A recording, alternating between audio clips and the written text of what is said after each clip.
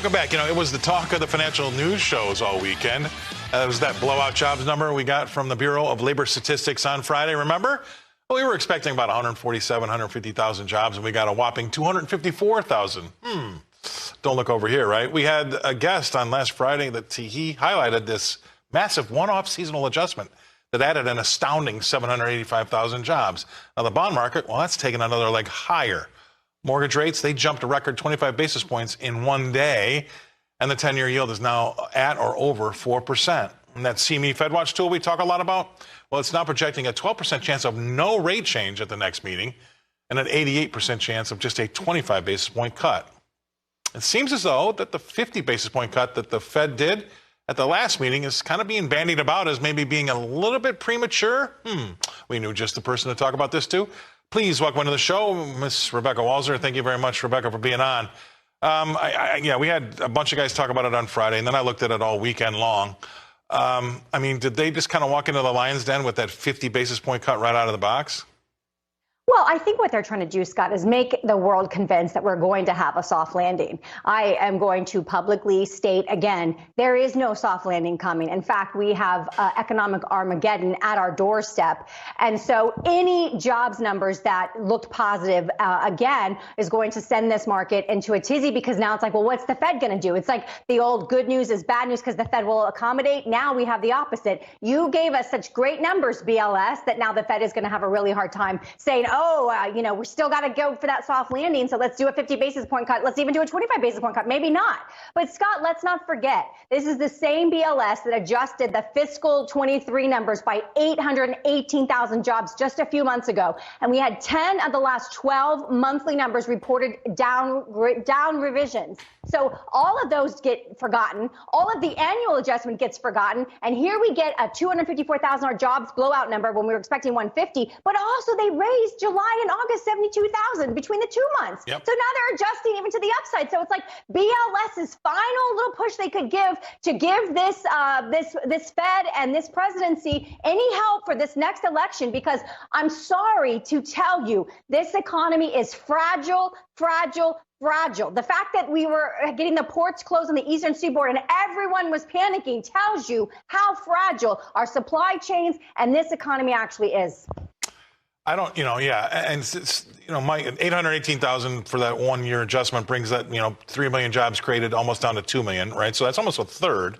And then another thing, we had Mike Leon on Friday, and he said that there's a 785,000 one-off seasonal adjustment in Friday's number. So exactly a 785,000 adjustment to the good brings you only up to 254,000. What was it before the seasonal adjustment? So you have to start taking all the. I agree with you. My question that I asked everybody on Friday and nobody could answer was, is that 254,000 jobs number indicative of the economy that you live and work in? And it was crickets. No. Yeah, it was crickets because it's not indicative.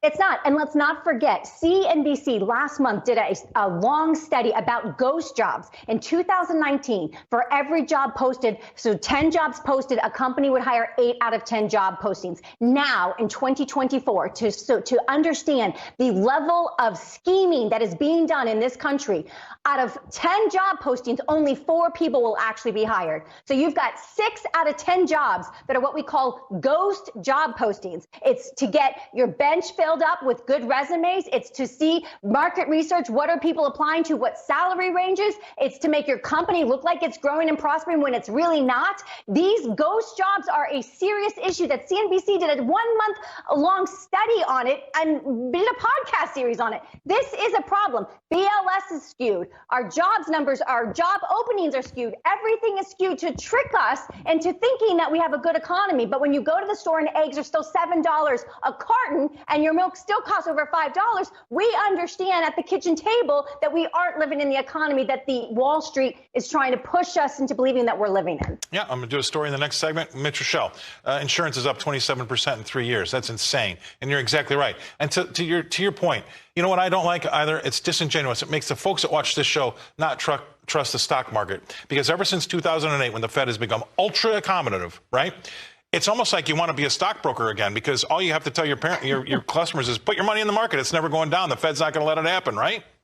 unless you're being honest like we are, and you're trying to prepare your clients for an actual economic Armageddon, which is coming. And I'm just so worried that the whole of America has been confused and misled, really, into thinking that we are strong, and this economy is nothing but strong. The global economy, Scott, the global economy is having an economic collapse. So that is going to impact the United States. We cannot export everything. I was a money manager for a while myself, and you know what I would say it all the time is, I don't want to be the guy that tried to hit your home runs, right? Yeah. I want to be the person that only loses 2% when the market's off 25%. Because people don't realize it. When you lose, if you have 100 grand, lose 50% of your portfolio, it goes down to 50 grand. What percent do you have to make back to get it back up to where it was? Not 50%. You have to make 100% back. That's right. So we always got a lot of customers when I would say, if the market's down 25%, I only want to be off 2 or 3%. If the market's up 15%, I want to be up 10 to 12%. I might not be hitting home runs, but I'm here to keep you out of trouble. I'm not here to hit home runs. That's all. Yeah, I mean, you can go Wolf of Wall Street if you want a home run, but right now let's talk about reality, and reality is bearing down, getting some hard intrinsic assets that have true value when the dollar does move over to the new currency way that we're going to. That's what's headed. We are moving to, whether it be CBDCs, digital dollar, Fed now, whatever it is, it's going to be a change, and you need to make sure you have hard assets. I think we're moving over to the TC. That's called total control, right? Total control. Amen. All right. Yeah. Thank you very much. You're preaching to the choir. Thank you very much.